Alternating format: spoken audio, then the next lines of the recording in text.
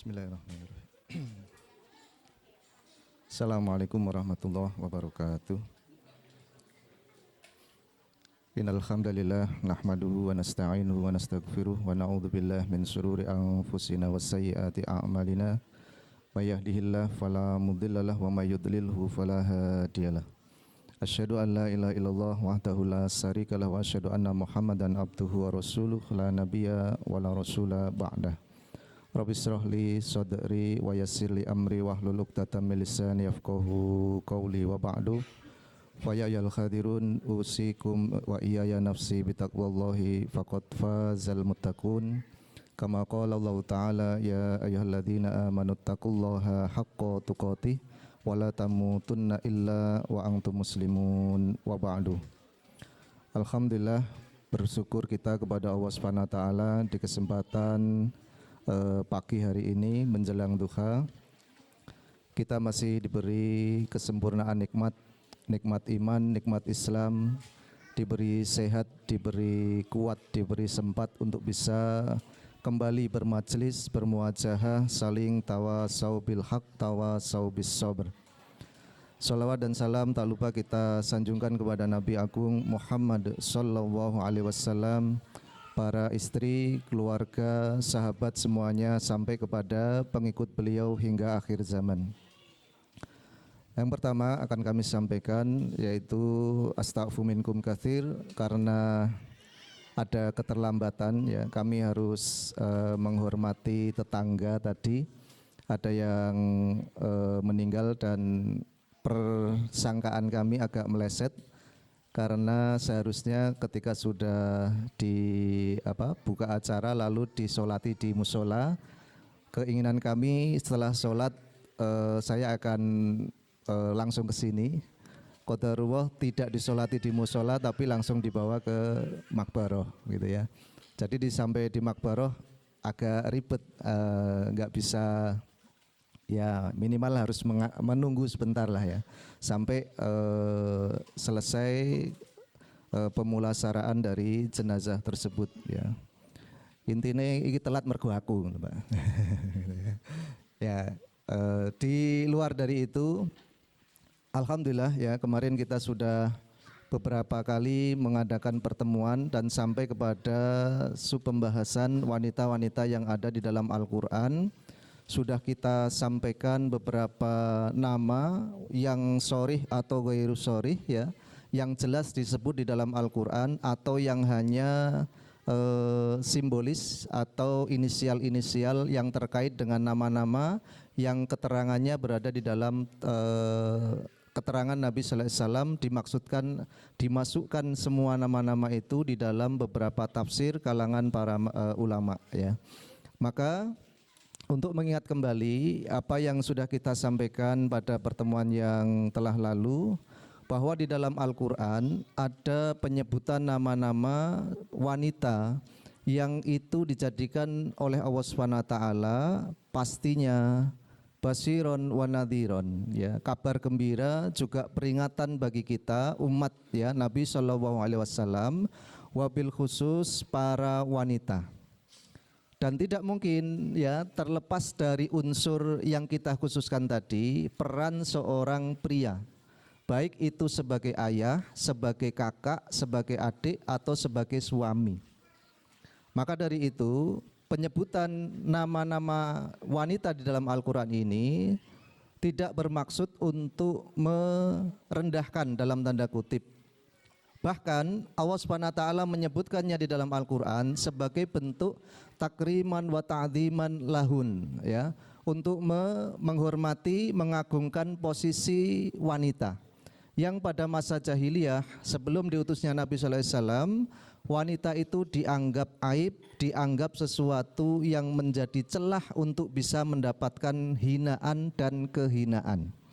Maka datangnya risalah Nabi Sallallahu Alaihi Wasallam menyempurnakan semua apa yang dibawa oleh para nabi dan rasul dan mengungkap bahwa sesungguhnya penciptaan wanita oleh Allah Subhanahu wa taala bukanlah beban, bukanlah masalah bagi kita. Bahkan mereka adalah orang-orang yang berkedudukan tinggi dan dimuliakan di dalam syariat ini. Maka kita sudah sampaikan kemarin bahwa di dalam Al-Quran semenjak penciptaan Adam alaihissalam sampai nanti diutusnya Nabi sallallahu alaihi wasallam dan beliau wafat ya, itu ada beberapa nama wanita yang secara langsung atau tidak langsung disinggung oleh Al-Quran. Yang pertama ya, untuk mengingatkan saja ya, ada Ibu Hawa ya. Lalu siapa lagi setelah Ibu Hawa? Ya, urut berperiodik ya. Istri Nabi Nuh, istri Nabi Lut, terus istri Nabi Ibrahim, istri Nabi, nah tekan kini mandek biasa nih. Karena tidak banyak disinggung dan tidak banyak dibicarakan tentang istri Zakaria alaihissalam. Ketika Nabi Zakaria cenderung pesimistis tentang adanya keturunan, maka beliau menengadahkan tangan dan meminta kepada Allah supaya Robbi wasta'ala ro'si saiban ya. Saya sudah tua, wong kepala saya ini saja sudah penuh dengan uban. Maka apakah mungkin saya mendapatkan keturunan? Maka datanglah malaikat memberikan kabar gembira bahwa Nabi Zakaria alaihissalam akan diberi keturunan. Istri Nabi Zakaria. Yang seterusnya Maryam. Ya, Maryam boleh kita pakai alaihissalam ya, karena ini bisa dinisbatkan setara dengan para nabi. Tidaklah aku akan mengangkat seorang wanita sebagai nabi kecuali saya akan mengangkat, kata Allah Subhanahu wa taala, Maryam sebagai nabi. Dan tidak ada nabi dan rasul dari golongan wanita.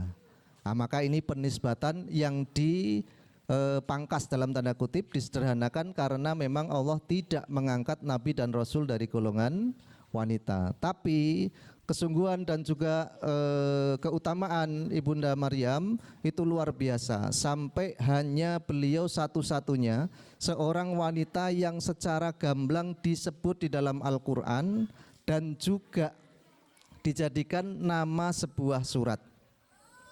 Yang lain maaf ya, sampai istri-istri Nabi sallallahu alaihi wasallam yang tercinta tidak secara langsung disebutkan per nama. Akan tetapi disinggung dalam beberapa surat ya. Ada seterusnya setelah Ibunda Maryam siapa? Ada istri Fir'aun, terus ada Kaulah ya, yang berada di surat Mujadilah.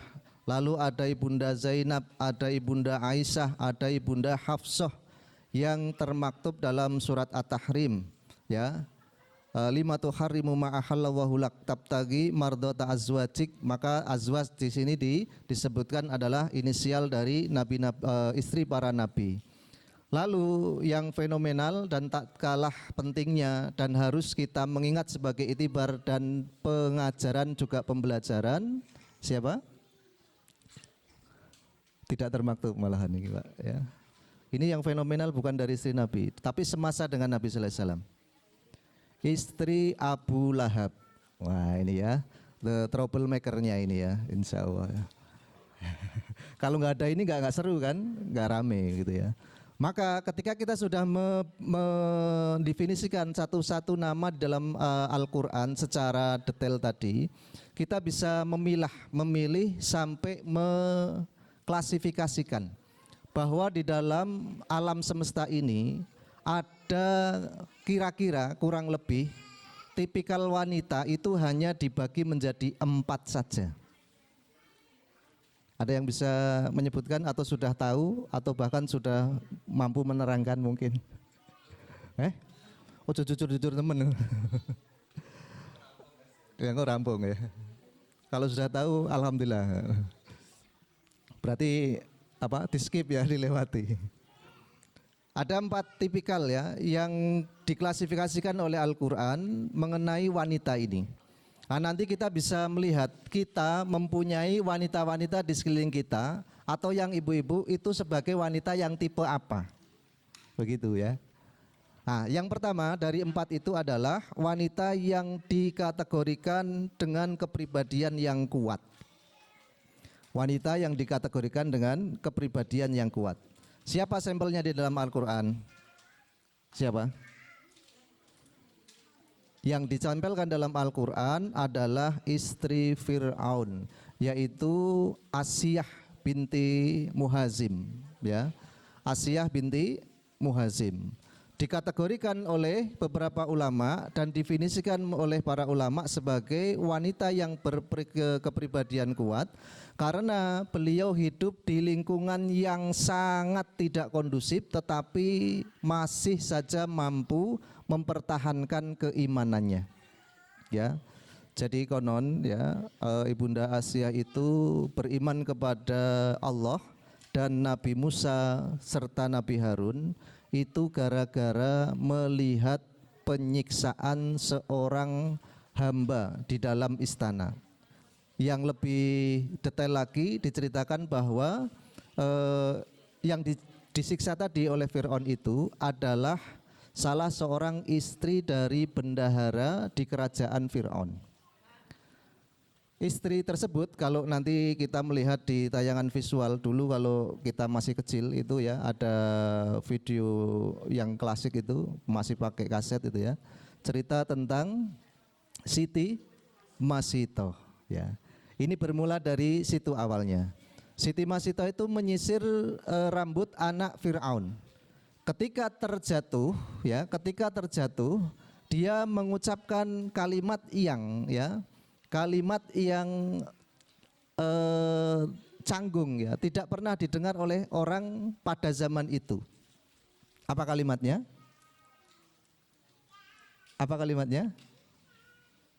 Innalillah, innalillah, ya, innalillah, nasta'idzu billah. Kita berlindung kepada Allah. Lalu ketika akan mengambil sisir tadi, anak Fir'aun menengok ke belakang dan bertanya, apakah engkau menyembah selain ayahku? Kata anak Fir'aun. Lalu ketika berdiri dan sejajar, Ibunda Masitoh mengatakan kepada anak Fir'aun tadi, ya. Lalu ditanya lagi, memang ada ilah selain ayahku? Apa jawab Ibunda Masitoh? Ada, ilahi wa ilahukum wa ilahu samawati wal ar. Iya, dia adalah Tuhanku, Tuhan kamu, dan Tuhan semesta alam. Ketika selesai menyisir, anak tadi melapor kepada bapaknya, yaitu Raja Fir'aun, maka dipanggillah Masitoh menghadap kepada Fir'aun.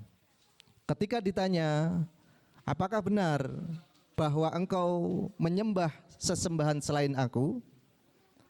Dikatakan iya. Lalu siapa dia? Masitoh menjawab, ilahi wa ilahukum wa ilahu samawati wal ar. Diulangi 3 kali, Pak. Ketika sudah diulangi 3 kali, maka Fir'aun mengatakan kepada para pengawalnya, tangkap orang ini, ikat tangan dan kakinya, dipasak-pasak di luar kerajaan. Lalu carilah, ya, oleh kamu batu yang paling besar dan timpakan kepada orang ini. Sebelum ini terjadi pasti ada apa, Pak? Penyiksaan, ya. Nah, ketika disiksa tadi, ya, dengan cambukan, dengan deraan, dengan pukulan yang sangat menyakitkan, maka Fir'aun datang dan meyakinkan. Gimana? Kamu masih tetap dengan keyakinanmu, apa ingin kembali kepada menyembah kepadaku? Maka Masitoh tetap mengatakan, Allah ilahi wa ilahukum wa ilahu as-samawati wal ar. Apa kata Fir'aun? Kalau begitu anak laki-laki pertamamu akan saya bawa ke sini dan akan saya bunuh di depan kamu. Ono sing tegel, Pak, ngono, Pak. Ya. Kalau kita diperlakukan seperti itu, ya, lalu dihadapkan di hadapan kita orang-orang yang kita kasihi disakiti sampai dibunuh, ya, pasti hati kita sudah copot dari tempatnya. Bahasa Inggrisnya orang mentolo, begitu, ya. Ya, wis tahu tekan Inggris, Pak? Lah kok udah paham? Ya, kita nggak akan tega. Kita nggak akan tega melihat orang-orang yang kita kasihi tersakiti, bahkan terbunuh di depan mata kita sendiri. Sampai sampai kepada kejadian dibunuh tadi, qadarullah, Allah memperlihatkan ruh dari anak tadi keluar lalu mengatakan kepada ibunya, wahai ibunda, tenangkanlah hatimu. Sesungguhnya tempatmu di sisi Allah Subhanahu wa taala adalah jannah. Seperti itu, Pak. Maka ketika ditanya lagi oleh Fir'aun, ya, gimana? Kamu sudah puas melihat penderitaan yang kamu lihat ini? Apakah kamu masih tetap atau akan berbalik, ya, untuk mengibadahi saya? Maka dia mengatakan dengan kata yang tepat lagi, tetap seperti yang pertama kali, yaitu dia masih meyakini dan mengibadahi Allah Subhanahu wa taala. Maka kata Fir'aun, kalau begitu saya akan ambil anakmu yang kedua dan saya akan, ya, memperlakukan dengan perlakuan yang sama. Maka yang kedua diambil, dihadapkan, dibunuh di depan ibunya lagi. Qadarullah, Pak. Ruh dari anaknya yang kedua juga keluar dan diperlihatkan kepada ibunya tadi dan mengatakan hal yang sama. Tenanglah wahai bunda, teguhkanlah hatimu karena tempatmu di hadapan Allah adalah surga. Nah, ketika kejadian ini, ya, istri Fir'aun itu melihat dan mendengar suara kedua ruh yang mengatakan kepada ibunya tadi bahwa balasan dari beribadah kepada Allah itu adalah surga. Maka di dalam hatinya pada waktu itu juga mengatakan amantu bi Rabbi Haruna wa Musa. Ini fase pertama ketika keimanan ibunda Asiyah tidak diketahui oleh Fir'aun. Maka setelah dihukum, ya, karena dua anaknya dibunuh tidak ada perubahan tentang keyakinan, maka orang tadi juga akhirnya dieksekusi.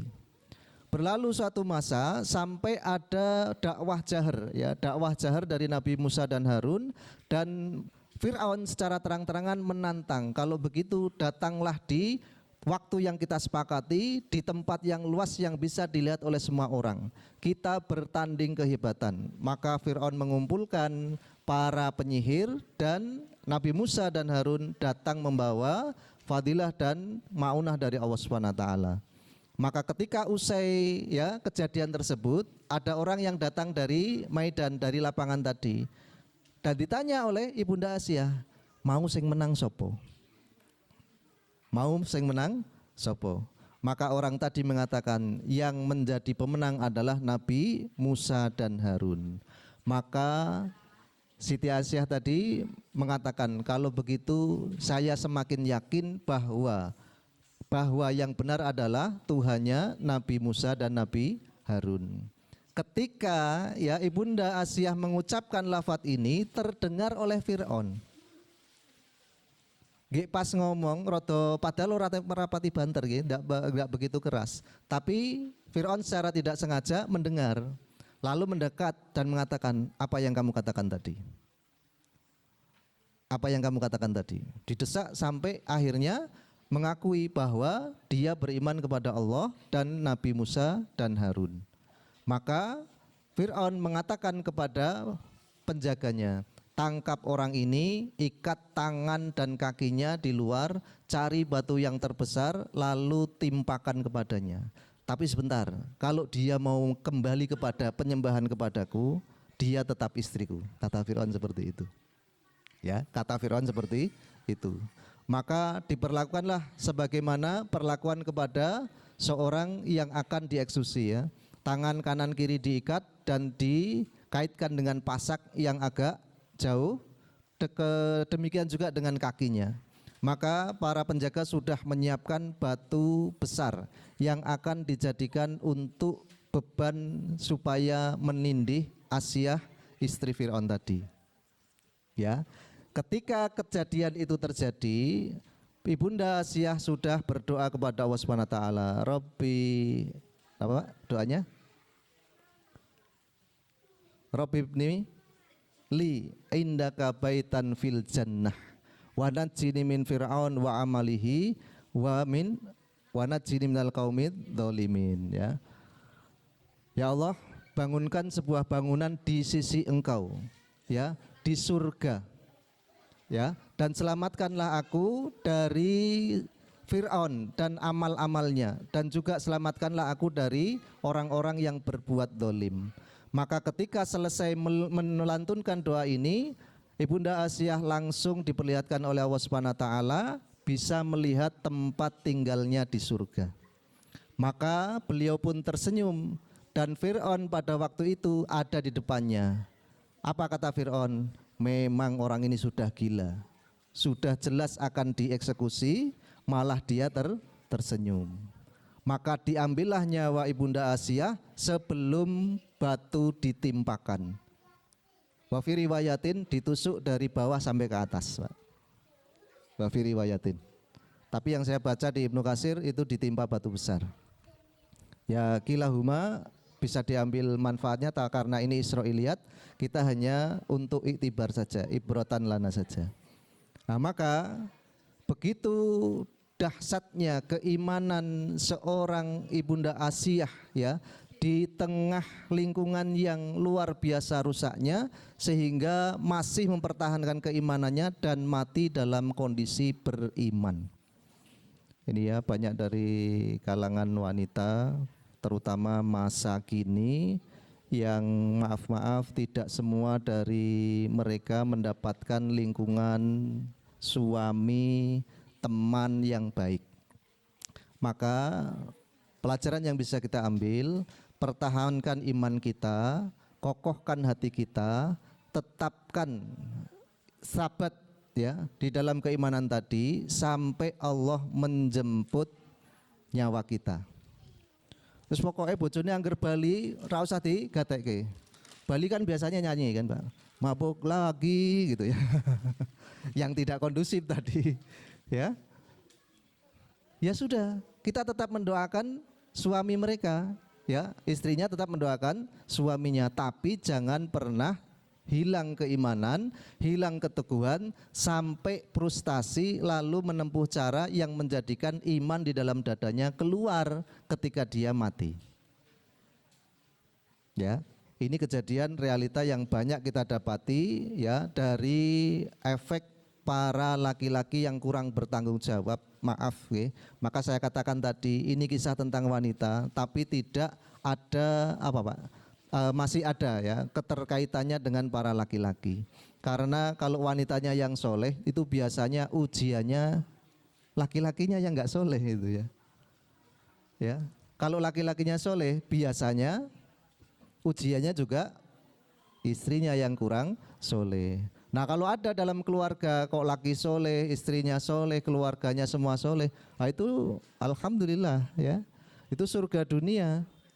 Tapi tidak ada kesempurnaan di dunia dan tidak ada ya kesempurnaan itu milik keumuman orang. Pasti dibatasi, pasti untuk orang-orang tertentu. Bahkan baginda Nabi Shallallahu Alaihi Wasallam saja yang mempunyai keistimewaan dan karunia keluarga yang solih dan solihah, tetap saja ada ujian dalam menyampaikan risalahnya. Jadi kalau kita mau urip kok ujian terus, halangan terus, ya kalau mau enggak dapat ujian, nggak mau kena halangan, ya pesan aja Nissan 2 ya. Ya pesan aja Nissan 2. Bukan mobil Nissan loh ya, Pak. Patok itu loh, patok. Ya sudah selesai, kalau kita sudah dipatoki, selesai. Selesai dari apa? Ujian dunia. Tapi kita masuk kepada ujian barzah. Masya Allah ya. Nah, maka ini adalah satu ibrah yang istinbatkan oleh para ulama. Ada tipe-tipe wanita, salah satunya adalah wanita dengan kepribadian yang kuat. Keterwakilan dari pribadi ini dinisbatkan kepada Ibunda Asiyah binti Muhazim, istri Fir'aun. Dan saya bisa melihat seburuk-buruk manusia ya yang kita jumpai saat ini dan banyak dikeluhkan oleh istrinya, itu tidak seburuk Fir'aun, Pak. Itu tidak seburuk Fir'aun.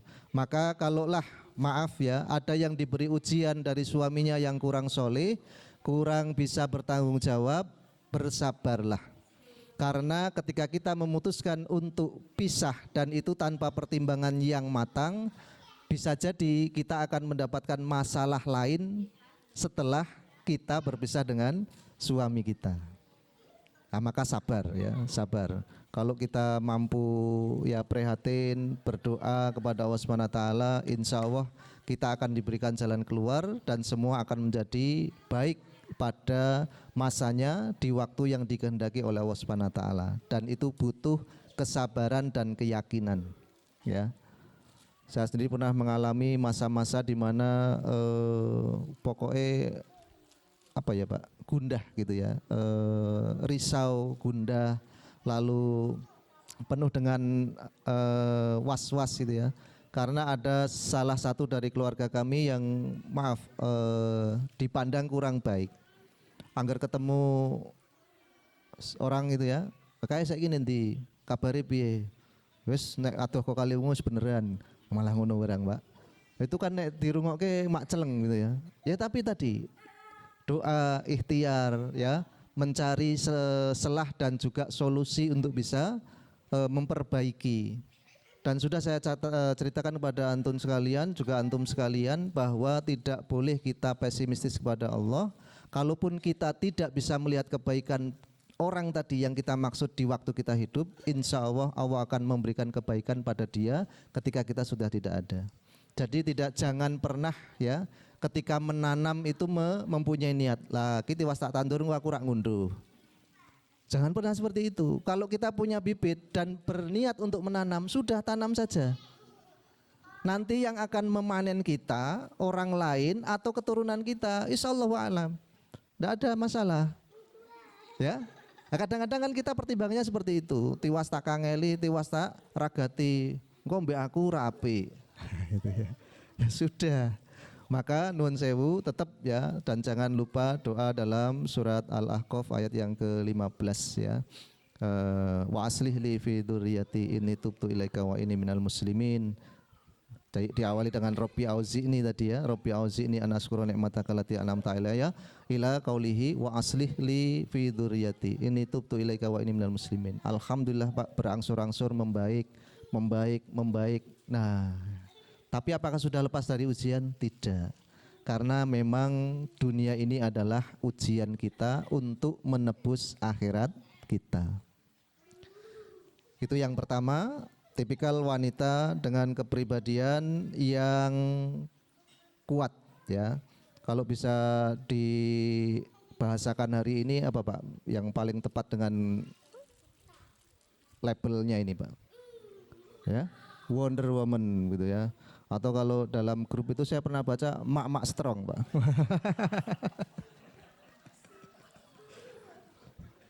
Saya ngertiku strong ini jamu kowi ya. Ya Masya Allah. Jenenge sak kelibatan tapi teringat nih. Itu keistimewaan saya, yang celenah-celenah itu mudah ingat saya itu Pak. Masya Allah ya. Yang kedua, ada tipikal yang diinklusikan, diistimbatkan oleh para ulama di dalam mempelajari wanita-wanita yang ada dalam Al-Quran, yaitu wanita yang berusaha menjaga kesuciannya. Wanita yang berusaha menjaga kesuciannya ya. Ini terwakili karakternya di dalam Al-Qur'an oleh Ibunda Maryam alaihissalam ya. Termaktub di dalam surat Maryam yang kita akan bahas tuntas tentang Ibunda Maryam itu di dalam surat Maryam secara panjang dan lebar. Ketika beliau dititipkan oleh ayahandanya kepada Nabi Zakaria, tampak karomah atau keunggulan dari fadilah yang dimiliki dari keimanan dan penjagaan dirinya terhadap maksiat oleh Zakaria alaihissalam. Ketika dia masuk ke kamarnya, ternyata didapati di dalam kamar Maryam ada buah-buahan dan susu. Maka dikatakan kepada Maryam oleh Nabi Zakaria, "Anna laki hada?" Loh, wong omah urung mengirim kok kamu sudah dapat kiriman. Ketika dibuka, kirimannya tadi itu bukan yang tersedia di rumah. Dan ketika diincip ya oleh Nabi Zakaria, rasanya tidak pernah ditemukan di atas dunia. Jadi orang yang orang yang salah satunya merasakan kenikmatan surga di dunia, salah satunya itu adalah Maryam. Karena kalau kita hanya membaca ya di dalam surga itu ada min labanin musofa, walabanin lam yatagoyar ta'muhu gitu ya. Ada susu yang jernih, ada susu yang tidak berubah, pokoknya variatif. Dan kita hanya bisa membayangkan, padahal surga tidak pernah bisa dibayangkan. Tetapi Maryam sudah bisa merasakan kenikmatan dari Ta'matul Jannah tadi. Ya, makanan-makanan yang ada di surga, minuman-minuman yang ada di surga. Ya. Gitu ya. Padahal awake dhewe itu ngangen-ngangen surga ini nek pas suwe rak tau mangan enak terus entuk berkat gitu ya. Nah ini ilusi saja ya, supaya kita bisa mengvisualkan. Ya, lalu ketika kita buka nasi kotak tadi, ternyata ada sebuah menu masakan yang kita itu suka. Wah, iki pas ki, iga bakar gitu ya. Ketika sudah diincipi ya, karena sudah laparnya 3 hari tadi ya. Laparnya 3 hari lalu mengincip makanan yang istimewa. Apa komentar kita? Masya Allah nikmati ra karuan koyo ning swarga tadi. Kita sing nglakoni gitu ya. Nah, itulah contoh-contohnya bahwa kita mudah sekali ya bisa terkecoh dengan kenikmatan yang sifatnya itu tidak langgeng, padahal di surga nikmatnya langgeng ya, kesejahteraannya langgeng. Kalau kita nikmat ya waktu itu aja. Kok 3 hari diberi menu yang sama kita sudah tidak selera. Ya. 3 hari diberi menu yang sama itu tidak akan kita selera dengan makanan itu. Kata Pak Priyo itu malah luar biasa, Pak. Saiki nek tempe iku iso ndadekke darah tinggi gitu. Lah kok iso Pak aku ngono. Lah jajal jenengan dimasake tempe terus mendino. Pasti darah tingginya kumat katanya gitu. Oh ya benar juga ya, Masya Allah. Ternyata cerdas beliau. Nah itulah kenapa kita harus menteladani dari kisah-kisah dalam Al-Quran. Dan wanita yang menjaga kesuciannya di dalam Al-Quran terwakili oleh Ibunda Maryam dengan kisahnya yang tadi kita sampaikan, salah satunya sudah bisa merasakan kenikmatan surga ketika masih hidup di dunia. Dan ujiannya tidak sampai situ. Ketika Allah akan menjadikan seorang mulia, pasti didera dengan ujian.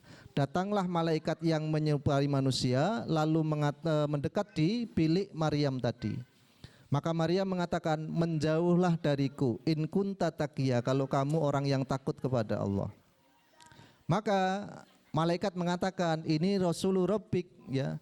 Oh jangan takut, saya ini utusan Allah, alias malaikat datang kepadamu untuk memberitakan sebuah kabar gembira bahwa engkau akan mempunyai seorang anak laki-laki. Terus apa respon dari Maryam, Mbak? Langsung mak teratap ngono langsung, Mbak. Wong rak tahu senggolan karo wong lanang, rak tahu serawung ning jaba, kok ujuk-ujuk teko malaikat ngandani ya, memberitakan kabar dari Allah Subhanahu wa taala kalau dia akan mempunyai seorang anak laki-laki. Bagaimana mungkin? Tidak pernah saya bersinggungan bahkan bersentuhan dengan laki-laki. Apa kata malaikat? Dan Allah mengatakan wa huwa hayyinun alayya. Kata Allah, kalau yang seperti itu mudah. Ya. Maka dalam tafsirnya ini sebagai ibrah, sebagai perumpamaan, sebagai pelajaran bahwa Allah Subhanahu wa taala itu adalah ala kulli syai'in qadir. Setiap atas segala sesuatu maha mampu, maha bisa, maha tidak mustahil. Kalau ya menciptakan seorang dari rahim seorang ibu tanpa ayah, itu lebih mudah. Karena Adam alaihissalam diciptakan tanpa ibu, tanpa ayah. Apakah ada yang tanpa ibu? Ada enggak yang tanpa ibu? Ada. Ibunda Hawa itu diciptakan tanpa seorang ibu. Diambilkan dari rusuk Adam alaihissalam yang paling atas. Maka jadilah ibunda Hawa. Nah, dari yang tanpa bapak dan ibu, tanpa bapak, maka tanpa ibu saja bisa gitu. Maka ini diibaratkan penggambaran bahwa Allah Subhanahu wa taala ala kulli syai'in qadir. Dan di sini kita bisa mengambil manfaat bahwa nasab itu dinisbatkan kepada ayah atau laki-laki. Siapa nama putra dari Maryam? Isa. Isa bin siapa? Bin Maryam.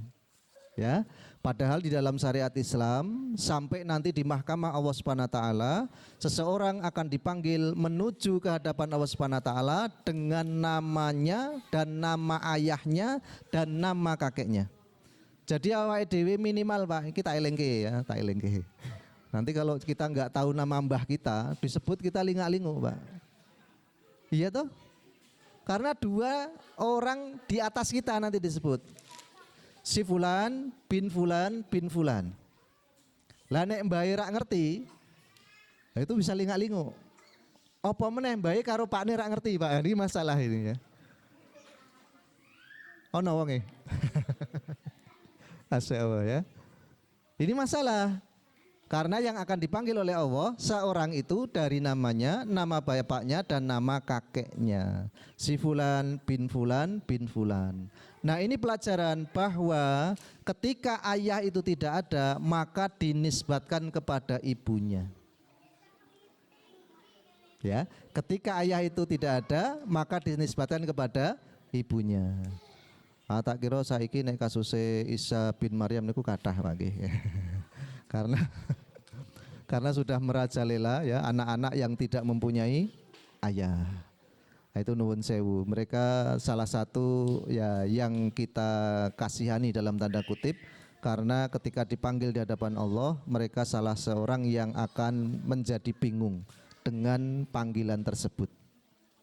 Ya, karena nanti setiap orang dinisbatkan kepada ayahnya. Dan ini juga yang menjadi pembeda antara Islam, Nasrani dan Yahudi.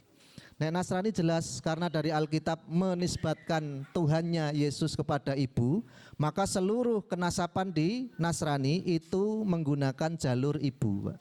Gak ada yang bin ayahnya, gak ada. Juga demikian ya kepada Yahudi. Semua orang Yahudi menisbatkan anaknya kepada ibunya.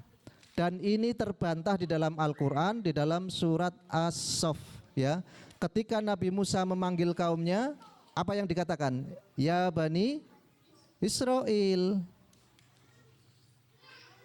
Dan ketika Nabi Musa memanggil kaumnya, apa yang dia katakan? Apa Pak? Wa idh qala Isa. Ya. Wa idh qala Isa. Ya ayuhal, ya qaumi. Bener? Ya qaumi lima tu'tunani waqad ta'lamuna ani Rasulullah. Ada dua nabi dari golongan Bani Israel ketika di dalam Alkitab ya maupun di dalam Al-Quran disebutkan cara memanggil umatnya dengan cara yang berbeda. Nabi Musa mengatakan ya Bani Israel, kalau Nabi Isa mengatakan ya qaumi. Masalahnya di mana? Masalahnya Nabi Isa tidak punya ayah sebagai nasab dan penisbatan kepada Bani Israel. Maka dia tidak mengatakan saya ini orang Israel, saya anaknya orang Israel. Tidak. Yang kedua, Nabi Musa mengatakan ya Bani Israel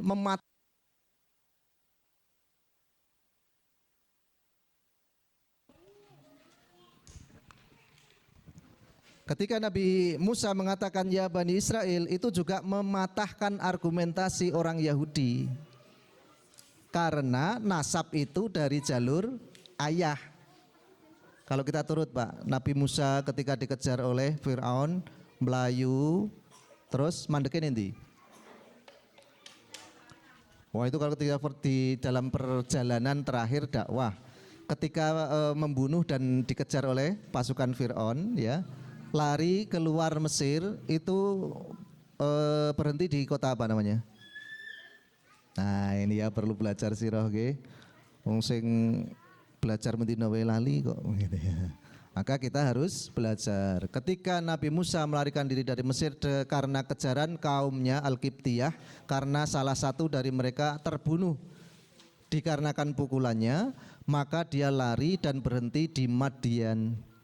Madian itu sudah Arab, sudah jazirah, bukan Mesir. Kalau Yahudi mengatakan penisbatan kepada ibu, seharusnya anak-anak Nabi Isa itu bukan Israel, tetapi orang Arab. Paham ya? Maka Al-Quran mematahkan logika dua kaum sebelum kita sekaligus. Nabi Isa tanpa penyebutan Bani Israel karena dia tidak bernasab kepada laki-laki Israel. Nabi Musa mengatakan Israel karena dia bernasab kepada Israel. Mematahkan keadaan yang beliau itu nikah dengan orang Arab, salah satu anak dari Nabi siapa? Madian itu Nabi siapa? Su'aib. Ya, maka orang Yahudi langsung diem. Oh, salah jebule. Tapi nek pan bener ke ya isin, Pak. Padha wae. Nah, maka ini adalah hujjah di mana orang yang meneliti Islam untuk mencari kesalahan, banyak yang mendapatkan pencerahan malah masuk Islam. Karena faktanya memang autentivitasnya dari Al-Quran itu luar biasa. Dan Allah sendirilah yang akan menjaganya. Maka tidak selesai di situ, ketika Ibunda Maryam didatangi, lalu memang ada perintah dari Allah Subhanahu wa taala untuk mempunyai anak laki-laki, dan benarlah kun fayakun, maka Nabi Isa alaihissalam termasuk keturunan dari Maryam tanpa ada suami. Ya, tanpa ada suami. Maka ini adalah ikon ya, ikon sebuah tokoh yang disimbolkan sebagai orang yang senantiasa menjaga kesuciannya tetapi diberi ujian oleh Allah Subhanahu wa taala bisa melahirkan. Apakah Maryam tidak komplain? Oh, komplain, Pak. Ya, orang yang tahu akan mendapatkan ujian komplain. Ya, dengan kira-kira nih kira-kira ya. Ana malaikat pati teko, Kang rong dino meneh sampean kontrak entek. Apa yang akan kita katakan? Mbok jangan 2 hari gitu ya. Ya. Nek mbok jangan 2 hari, kalau bisa lebih dari itu.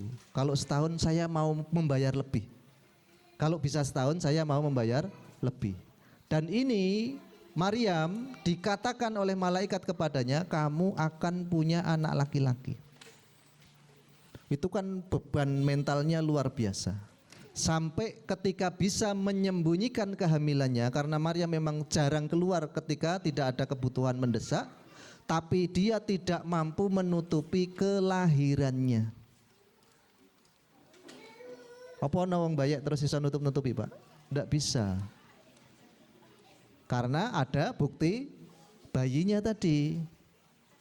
Ketika sudah menyendiri di timur rumah Zakaria menuju ke sebuah lereng yang di sana ada sungai, ada pohon kurma gitu ya. Apa kata Maryam? Ya laita mittu qabla hada, ya. Duh, kalau saya meninggal sebelum kejadian ini, itu lebih bagus ya. Maka orang akan melupakan saya. Tidak ada cerita, tidak ada legenda, tidak ada rumor yang akan bisa menjadikan celah hinaan bagi saya. Itu sekelas orang solih, Pak. Lah wae dhewe diuji kok ngangkluh itu ya lumrah jane ya. Ning ojo sering-sering ngangkluh karo kancane. Karena kalau kita ketemu temen terus ngangkluh itu yo aslinya yo nanti saling cerita kan. Piye Kang kabare? Wah sepi kabeh. Men sampean yo sepi. Sepi yo. Nek ngono padha karo aku. Ya. Itu kan seperti kata-kata teman kita kemarin ya, kalau ada yang kesulitan dana ya, terus tidak bisa bayar cicilan, ya, terus apalagi punya hajat yang mendesak, tolong datang ke rumah saya, ya, kita nangis bareng-bareng gitu. Piye jajal itu, Pak? Ya. Sekelas orang solih pilihan Allah Subhanahu Wa Taala saja itu dia pun punya kegundahan, ya, ketidaksiapan. Maka kewajaran atau kelumrahan manusiawi yang kita punya jangan menjadikan celah untuk kita berkurang keimanan dan ketaatan kita kepada Allah. Tapi dengan perkataan yang seperti itu juga Ibunda Maryam tidak putus asa, tetap menjalani proses kelahiran putranya. Sampai ketika Isa lahir, lalu dikatakan, bagaimana ini kalau orang-orang kaum di sekeliling kita datang dan menanyakan kepadaku. Wal mu'jizah, dan keajaibannya, di waktu yang sama Isa yang masih dalam buayan berbicara kepada ibunya, jangan cemas wahai ibuku, nanti kalau orang-orang datang kepadamu, tunjukkan kepada aku supaya aku menjawab pertanyaannya. Ya, nah, ini yang tidak dimiliki oleh orang sekarang, Bang. Ya, orang-orang yang tidak mempunyai, ya, anak-anak yang tidak mempunyai ayah itu kan bayinya nggak bisa ditanya gitu. Kamu anak siapa? Ya meneng wae, karena dia bukan mukjizat, ya. Karena dia bukan mukjizat. Nah, ini pengulangan saja, review saja. Hanya ada 3 orang bayi yang mampu berbicara ketika di buayan ibunya. 1 Isa bin Maryam. Nomor 2 lali dah. Ashabul Udud, ibu di dalam kondisi yang berada di tengah lapangan dan di samping lapangan tadi ada parit, sedangkan hatinya berdebat, ini jegur apa enggak, jegur apa enggak. Kalau saya jebur bayi saya celaka, kalau saya enggak jebur saya dipaksa murtad, tidak beriman kepada Allah lagi. Maka bayi tadi mengatakan, tenang wahai ibu, sabatlah, ya, teguhkanlah keimananmu, sesungguhnya kita di jalan hak. Maka ibu tadi jebur bersama bayinya. Yang ketiga,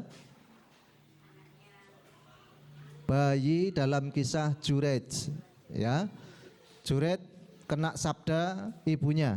Ini ya, maaf, hati-hati, ibu-ibu hati-hati, jangan calcul, bahasa kaumannya seperti itu, ya, mengucapkan perkataan yang tanpa dipikir dan emosional. Kalau memang itu terjadi dan pas waktu itu istijabatu doa, yang celaka bukan siapa-siapa tetapi orang-orang yang kita kasihi. Juret itu hanya tidak menjawab panggilan ibunya saja. Ketika ibunya memanggil, dia sedang sholat, maka ketika mendengar panggilan ibunya ada kerisauan dalam hatinya, tak batal ke sholatku, jawab panggilan ibu atau saya meneruskan sholat. Karena gonjak gajek seperti itu, sampai berlalu masa ibunya tidak sabar dan meninggalkan Jurait dan mengatakan, dan kamu wahai anakku tidak akan pernah mati sebelum menjumpai wanita yang tidak benar. Padahal Jurait kuwi saumur urip ngibadah ning jero musola, ning jero tempat sholatnya, tidak pernah berinteraksi dengan orang kecuali orang tertentu dan tidak pernah bersinggungan dengan wanita kecuali wanita tertentu, apalagi ke wanita yang tidak baik. Tapi qadarullah, doa tadi, ya, itu menyampaikan kepada fitnah yang mendera Jurait. Maka Al-Kisah cekak AOC, ya, cekak AOC, wanita tadi melahirkan seorang anak, lalu anak tadi ditekan perutnya oleh Jurait dan ditanya, siapa ayah kamu? Maka bayi tadi mengatakan, ayahku adalah si pengembala domba. Begitu, Pak. Neng sampai nek tilik bayi aja pernah menceti perutnya anaknya, ya, itu menyinggung gitu. Kalau tadi pencet nomor si Mbak Yu, minta takoni kok panik sapa kok gitu. Jangan gitu juga gitu, ya. Ya. Oke, ya sudah, ya. Itu yang kedua. Sampai jam berapa, Ustaz? Diselesaikan ya. Alhamdulillah. Yang ketiga, wanita yang menjadi penghasut, Pak. Ya, kita rame sing iki ya. Ya, wanita penghasut ini disebutkan oleh Allah Subhanahu wa taala di dalam surat Al-Lahab ayat 1 sampai 5 bahwa ada kategori wanita yang memang ditakdirkan oleh Allah Subhanahu wa taala mempunyai karakteristik menebar fitnah, ya, penggemar gosip dan sangat buruk hatinya. Ya, kalau di dalam cerita Al-Qur'an itu diwakili oleh istri Abu Lahab, mungkin kalau kisah sekarang diwakili siapa, Pak? Ojo nyebut jeneng, ana sing jenenge padha mbuh lho ya. Ya. Diwakili oleh karakter-karakter tertentu. Ya. Padahal ya tidak lain tidak bukan Abu Lahab dan keluarganya itu masih paman dari Nabi Shallallahu Alaihi Wasallam.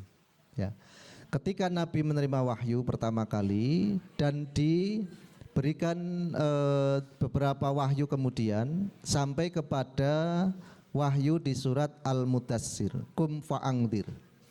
Maka Nabi merealisasikan perintah Allah tadi dengan naik ke atas bukit lalu menyeru kepada umatnya, ya sobahah, selamat pagi kaumku, kemarilah.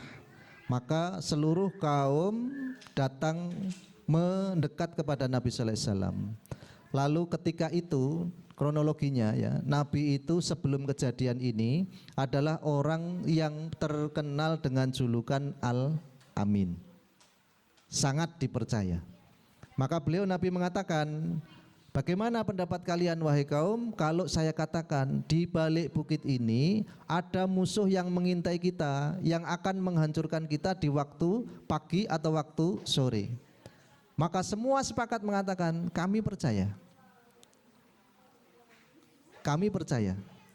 Lalu ketika diteruskan, lalu bagaimana pendapat kalian kalau saya mengatakan saya ini adalah utusan Allah dan saya diberi tugas untuk memberikan pencerahan dan apa Pak? Dan peringatan kepada kalian tentang datangnya hari kiamat. Maka spontan Abu Lahab naik ya dari duduknya dan mengatakan di hadapan halayak, tabban laka wa Muhammad alihada jama'tana. Celaka kali sampean Muhammad, apa hanya untuk seperti ini saja kamu mengumpulkan kami? Sejak dari kejadian itu, maka suami istri yaitu Abu Lahab dan istrinya bersinergi menggagalkan dakwah Nabi Shallallahu Alaihi Wasallam. Ketika Nabi mendatangi suatu kaum, maka Abu Lahab akan membayang-bayangi. Lalu ketika Nabi selesai berdakwah, Abu Lahab akan mengatakan, jangan percaya, dia orang yang baru terkena sihir. Jangan percaya, dia baru saja terganggu kejiwaannya. Seperti itu Pak, setiap kaum. Dan ini juga dikuatkan oleh istrinya. Istrinya enggak ngikuti, tapi menyebar fitnah, menanamkan rumor, dan menyebarluaskan gosip. Gosip ini singkatannya apa tuh Pak? Nah, koyok lampu Aladin ya berarti. Nanti lampu Aladin berarti gosip.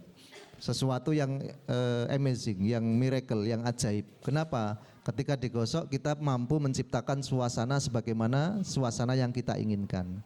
Ya, maka padahal Abu Lahab itu adalah orang terpandang termasuk bangsawan di dalam umatnya. Kenapa kok bisa disebut dengan Abu Lahab Pak? Namanya sing asli siapa Pak? Abu Lahab itu Abu Jahal. Ya, koncone meneh. Spellenge Abu Lahab itu Abu Jahal. Asli namanya Abul Hakam.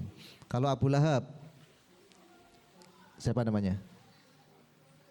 Ini bento sinau sejarah gitu ya. Karena kadang-kadang kita mendengar, kita mempelajari tapi tidak mengingat karakter, terus kita hampa. Oh, kurang gitu ya, kurang menjiwai. Nama dari Abu Lahab itu adalah Abul Uzza bin Abdul Muthalib. Ya, masih paman dari Nabi SAW dari keturunan Abdul Muthalib.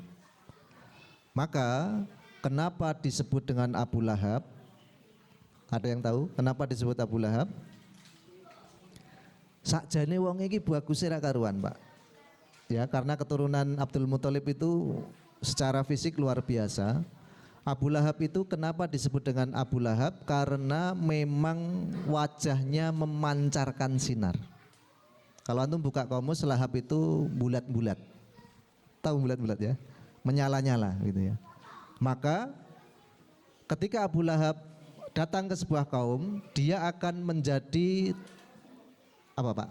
Pusat perhatian karena ketampanannya tadi dan juga bersinarnya wajah yang dimiliki tadi.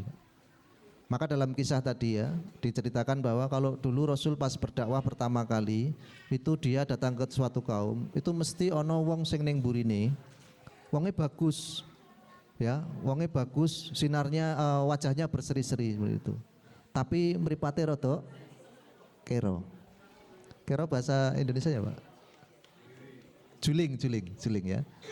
Abu Lahab itu orang yang tampan, wajahnya bersinar-sinar tapi kedua matanya agak juling. Maka diceritakan oleh sebuah kaum ketika menceritakan pertama kali Nabi Muhammad SAW berdakwah. Lalu dikatakan siapakah dia? Para umat mengatakan itu paman beliau Nabi SAW. Ya, jadi itu sebuah tadi ya kisah tentang penamaan Abu Lahab. Nah, istrinya Abu Lahab sendiri yang bersekongkol dan juga menjalin kerjasama dengan suaminya itu juga mendapatkan porsi yang sama. Bahkan di neraka kata mufasir itu ya, istrinya ini yang memberikan kayu kepada tubuh suaminya supaya tambah besar apinya. Karena tadi menyokong kerja dari suaminya tadi. Ya, maka istri Abu Lahab, siapa namanya istri Abu Lahab? Ibnu Jamil. Ibnu Jamil apa Ummu Jamil? Masya Allah. Ummu Jamil ya. Itu kan lakop saking ayune, saking ya merenenge dia terpandang dari golongan Quraisy yang bangsawan, maka disebut dengan Ummu Jamil. Jeneng asline sapa? Tekan jeneng asline kan bingung ya. Sampean entuk ki saka ndi Mbak Yu? Kok si fulan? Si fulan sapa? Pokoke si fulan kae, nek jeneng asli ra ngerti. Pokoke nek parapane kuwi. Ya. Kalau parapane kuwi, tapi nek jeneng asli ra ngerti. Nah, itu sama kasusnya dengan kita. Kita tahu lakopnya tapi nama aslinya enggak tahu. Namanya adalah Arwah binti Umayyah, ya binti Harb ya. Arwah binti Harb bin Umayyah. Beliau masih saudara dari Sofyan. Abu Sofyan bin Harb bin Umayyah. Nah, ini bangsawan gitu ya. Bahkan dalam Fathul Makkah itu Nabi mengatakan barang siapa masuk ke rumahnya Abu Sofyan dia aman. Karena apa? Ditokohkan. Nah, wanita yang kita maksud di sini adalah Arwah binti Harb bin Umayyah, inilah yang menjadi ikon wanita yang disebut sebagai wanita penghasut. Dan naudzubillah, profesi ini yang sekarang merebak, Pak. Tidak hanya pribadi, bahkan menjadi sebuah komunitas, bahkan menjadi sebuah acara televisi. Ya. Jadi ghibah itu kan sekarang jadi acara yang ratingnya tinggi gitu ya. Padahal ghibah, Pak. Nah, maka nuwun sewu ya. Kalau kita mempunyai di kalangan kita ya orang-orang yang masih ya mempunyai sifat sebagaimana Ummu Jamil, Arwah binti Harb bin Umayyah ini, maka nasihati, kita beri arahan supaya mereka agak mengurangi pembicaraannya. Ya. Karena kalau sudah di rumah aman, Itu kalau keluar berbahaya. Itu dulu Pak, itu dulu. Tapi sekarang di zaman modern ini, ning jaba omah apa ning jero omah padha-padha nyamarine. Mergo napa? Karena di rumah juga pegang HP. Ya. Yang apalagi yang grup ya Masya Allah itu ya. Yang personal saja itu bisa gosip kok, apalagi yang grup. Pertama sih nggak ada apa-apa ya, paling ngasih informasi sepi ya, bener. Oh, terus ono sing nyaut, nah, meh opo jajal gitu ya. Terus rame gitu ya, terus rame. Kalau sudah ada yang mau ngawali dengan kata-kata sampean ngerti pora, nah itu. Ya. Itu kata kuncinya Pak ya. Jadi engko nek ana wong kok nganti mengawali keywordnya tadi, kata kuncinya dengan mengatakan kamu tahu ndak? Itu hati-hati. Didengarkan, nanti kalau menjurus kepada keburukan sudah dikat aja. Wes aja ngomong ke kuwi ya. Kayaknya enggak baik, enggak layak. Kita ini kan muslim, kita ini kan muslimah. Sudah. Ya. Tapi biasanya sing jak ngomong luwe kecis Pak, Masya Allah. Saya pernah mendengarkan kajiannya Pak A.R. Fahrudin dulu. Tahun berapa A.R. Fahrudin menjadi pimpinan Muhammadiyah itu? Ada yang tahu? 80-an ya, 80 sampai 94. Ya, dulu di Kaliwungu pas ada ceramah ya qadarullah Bapak niku seneng pengajian ya. Jadi kalau ada pengajian itu pasti rawuh dan banyak membawa keluarga, minimal anaknya ono sing dicangking gitu ya. Nah, qadarullah saya pas diajak itu yang teringat sekali sampai sekarang itu ya. Khotbah dari atau maudhuh dari beliau Ustadz A.R. Fahrudin itu gini. Lah yo wong wedok ki nek nyamari yo nyamari tenan. Nek mbebayani yo mbebayani tenan. Sampai wong Jawa niku nek nglakopi napa Pak? Tumbak cucukan. Lah tumbak wis luncup, cucuk luncup sisan jajal. Itu apa enggak membahayakan kata beliau seperti itu. Itu yo kelingan terus Pak. Alhamdulillah saya kalau yang poin-poin itu kelinganan Pak ya. Tapi nek kon nerangke enggak bisa gitu. Seperti itu.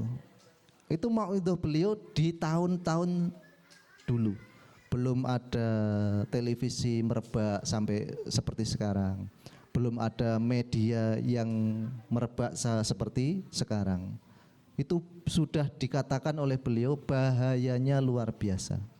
Apalagi maaf Bapak Ibu sekalian ya, ini berlaku bukan untuk wanita saja karena wong lanang sing kecis niku nggih kathah. Ya. Ya. Maka ini tadi ibrah ya, itibaron lana untuk menjadikan penggambaran bagi kita supaya kita tidak mudah membicarakan sesuatu yang tidak dalam kompetensi kita atau minimal kita tidak mendapatkan informasi secara sempurna. Karena informasi itu paling menyesatkan, Pak. Ya. Paling menyesatkan. Ono suara dier durung weruh. Wah, kayak kecelakaan. Pritil kabeh kayak mesti jajal Pak. Wes sirai adoh karo tangane. Belum lihat loh Pak. Baru mendengar suara letusan tadi. Coba.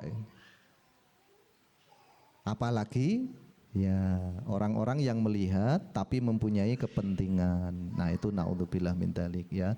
Kita juga menghadapi di medan dakwah itu ya, di area tanah wakaf, di sekeliling yang kita huni itu ya, bahaya dari penghasutan, penggosipan, lalu apa Pak?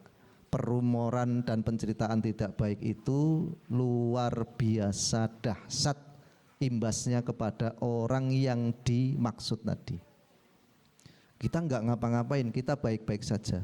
Niku nek krungu saka njaba, iku ya kaget dhewe. Kok iya iso ngono ya? Piye jajal?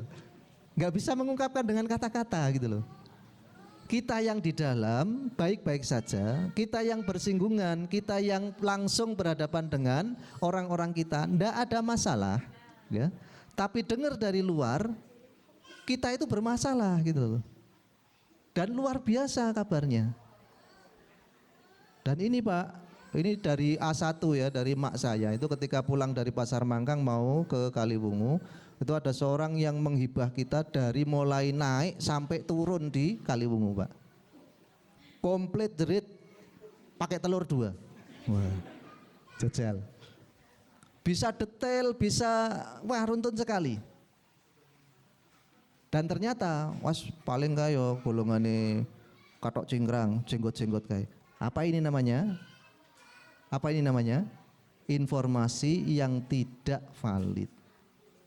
Kalaulah dia mau datang kepada kita, minta keterangan, minta penjelasan, pasti tidak akan sampai terjadi seperti itu. Apa yang menyebabkan ini terjadi? Hasad, Pak. Informasi yang tidak diolah secara benar, tidak melewati filterisasi, lalu masuk ke dalam hati dan menimbulkan hasad tadi. Gitu. Luar biasa. Ya. Di tanah wakaf, di sini, di sana, dimanapun kita melihat orang-orang yang hasad kepada kita, wah ngomongnya koyok yo. Tapi kita kan nggak mau, sing mbok omong ke kuwi aku loh Pak, itu kan nggak mau kita ya. Ya kan? Iya, kalaulah kita bisa seperti itu, lalu mereka berkonfirmasi, tidak masalah. Tapi nek ngajak paduning dalan gitu loh Pak, kan tambah isin awake dhewe kan. Nah, maka nuwun sewu, semua yang disifatkan dan digambarkan dalam Al-Quran adalah ibrah bagi kita supaya kita mendapatkan pelajaran dan pembelajaran. Tabbat yada bilahabi wa tab ma agna anhu maluhu wa ma kasab sayasla narong datalahab wa imra'atuhu hammalatal khatab fi jidiha hablum mim masad. Jangan sampai kita menjadi orang yang digambarkan pembawa kayu bakar. Rak nggawa HP ngomongnya landep, nggawa HP sharingnya yo pedes. Ya. Terus tujuannya apa? Apa kebaikan atau manfaat yang kita dapat dari melakukan yang seperti itu? Dan kalau kita menjadi orang yang seperti itu, yang terjadi adalah kerugian yang akan menimpa diri kita sendiri. Sing mbok omongke lho Pak, Ibu sekalian, dosane ditemplokke awake dhewe. Sing mbok salah-salahke nek ora salah, salahe dipek awake dhewe. Nah, enggak ada manfaatnya dan yang ada rugi. Kenapa kita masih mempertahankan? Karena supaya dianggap eksis. Nah, ego-ego seperti ini ya sudahlah, jangan dipertahankan. Ya. Saya mewasiatkan kepada diri saya sendiri juga antum sekalian lah. Mulailah berlaku bijak. Yo nek pas blonjo, pas kepethuk konco itu ya. Yo ngomong biasa, pan blonjo apa, blonjo A, blonjo B, kae nek kono murah nih kene rada larang, sudah biasa gitu aja. Ojo mulai ngomong ke sing neko-neko. Ya. Kalau ada di dekat kita yang sudah mengatakan sampean ngerti pora, wis aku rak pan ngerti gitu. Ya, sudah begitu saja.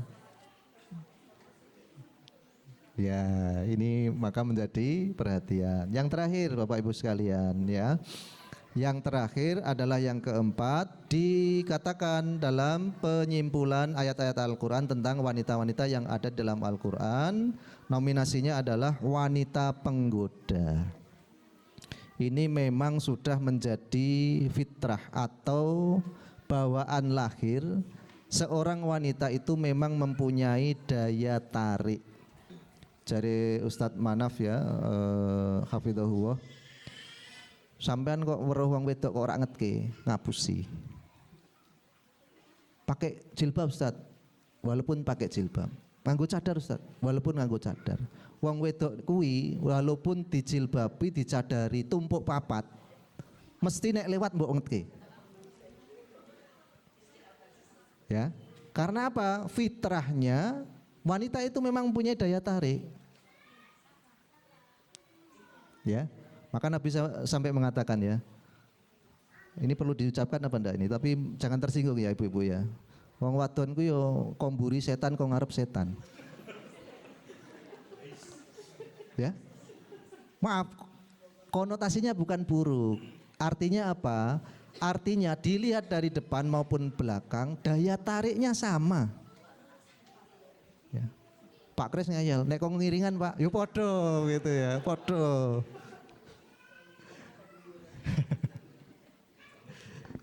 Cakene kono ya Pak. Ya seperti itu ya. Dan karakter ini terwakili dalam Al-Quran oleh istri Al-Aziz. Istrinya Al-Aziz. Di banyak tafsir dikatakan Zulaikha. Wallahu alam atas nama, tetapi ini adalah pengfiguran yang memang di dalam Al-Quran hanya disinggung inisialnya saja, tidak nama secara jelas. Maka Zulaikha pernah ya di dalam surat Yusuf ayat yang ke-23 melakukan percobaan prank ya. Prank itu apa Pak? Jebakan kepada anak yang diasuhnya sendiri ya.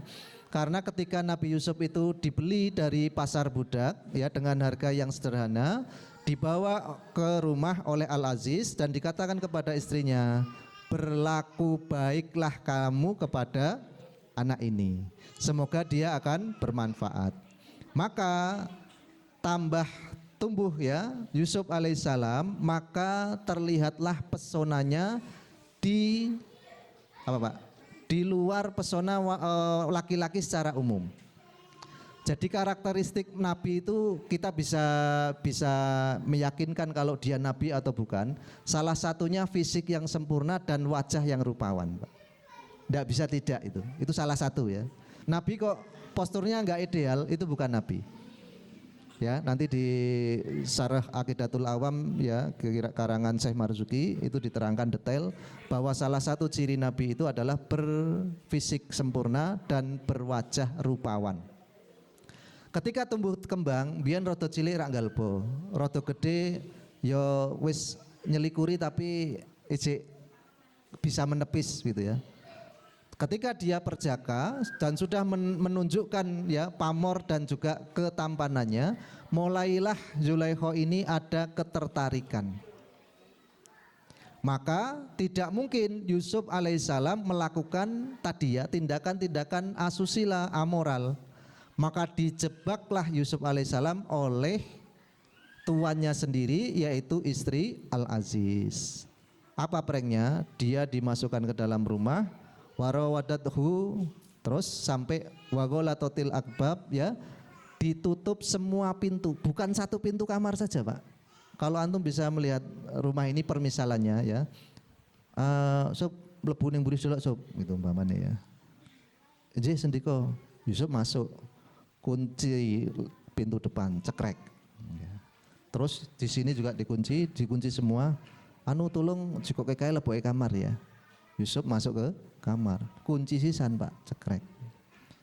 Jadi ya kesempatan untuk melarikan diri sesungguhnya sudah 0% pada waktu itu. Dan indikasinya laqad hammat bihi wa hamma biha. Yusuf sakjane yo tertarik kepada istri Al-Aziz, sansaya Al-Aziz istrinya, istri Al-Aziz tadi sangat terpesona dengan ketampanan Nabi Yusuf. Maka ketika dikatakan hai talak, ini bukan bahasa Arab ya, hai talak itu bahasa Bahrain, kalau sekarang Bahrain ya, di Jazirah tapi Bahrain.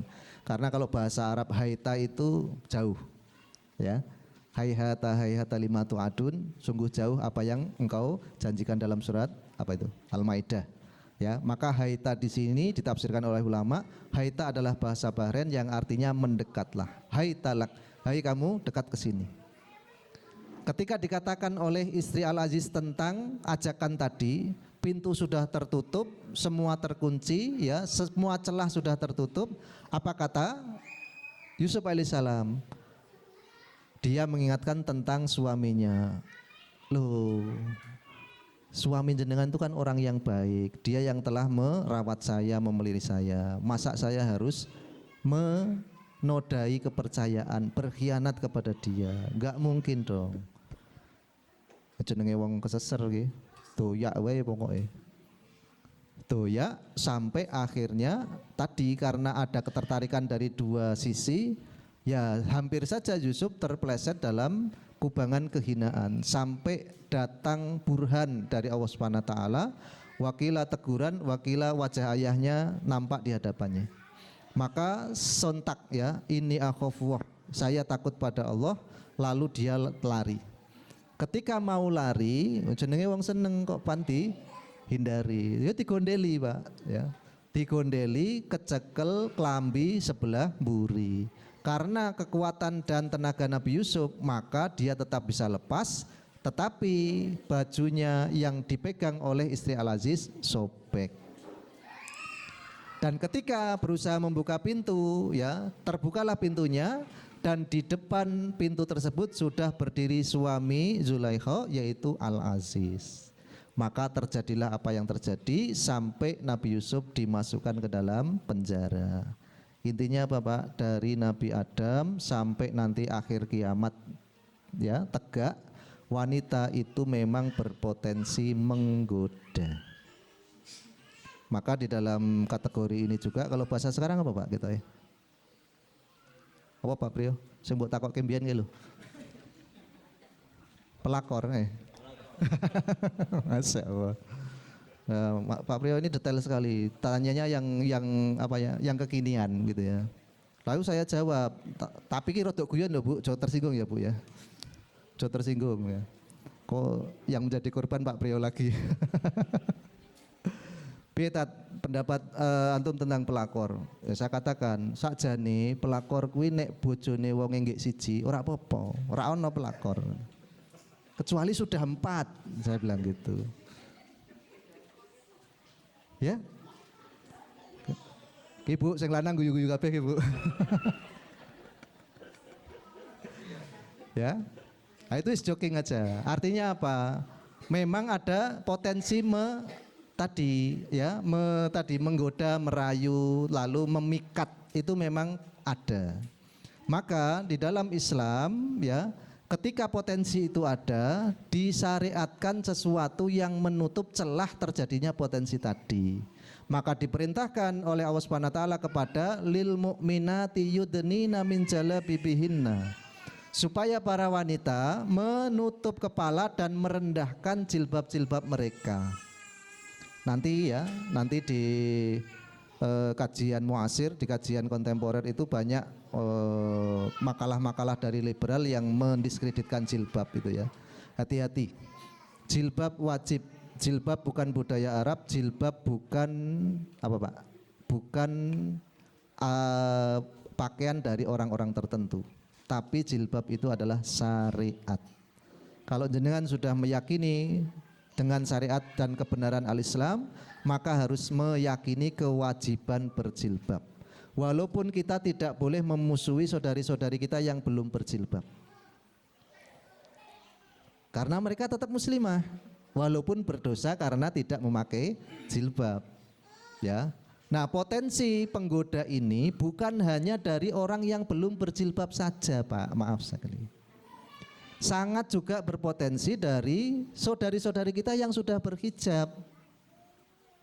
Seperti kata Ustaz Manaf tadi ya, wong wedok iki mbok dikudungi, dirangkepi ping 4, tetap saja kalau lewat kamu akan lihat. Kenapa? Urung teko ambune wis terdeteksi gitu ya.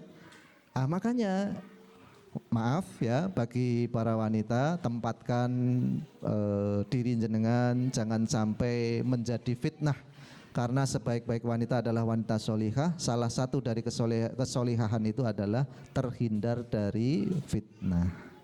Nah, itulah Bapak Ibu sekalian 4 karakter di dalam Al-Quran yang menyebut tentang wanita. Insya Allah di depan nanti akan kita sampaikan peran wanita. Maaf Ustaz, ini agak mundur lagi ya, karena ya kalau tidak disampaikan detail nggak paham, kalau didetailkan memang agak panjang gitu ya. Tapi ala kulihal baik, tidak ada masalah. Insya Allah di SOT depan peran wanita dalam Al-Quran, ada istri, ada ibu, ada pribadi, ada sosial, sampai kepada tugas seorang istri. Ini nanti perempuan semua, Pak. Sing lanang yo coba enggak, bar kuwi lanang, Pak. Bar kuwi pria ya. Insya Allah kita kita akan sampaikan sebagai balance ya, karena kalau yang di rumah yang putri sudah solihah terus kita merasa menang sendiri, tidak memperbaiki diri, itu juga masalah ya. Saya kira cukup apa yang kita sampaikan. Di peran terbaikmu adalah surga bagimu. Tentang wanita-wanita dalam Al-Quran, yang kita bahas adalah tipikal wanita di dalam Al-Quran. Ada 4: wanita dengan kepribadian kuat, kedua wanita yang berusaha menjaga kesuciannya, ketiga wanita yang menjadi penghasut, yang keempat wanita yang menjadi penggoda. Itu yang bisa saya sampaikan. Saya kira cukup. Aku lu qauli hadza astaghfirullah li wa lakum wa lisairil muslimin min kulli dhanbin astaghfirullahal adzim. Alhamdulillahirabbil alamin. Assalamualaikum warahmatullahi wabarakatuh.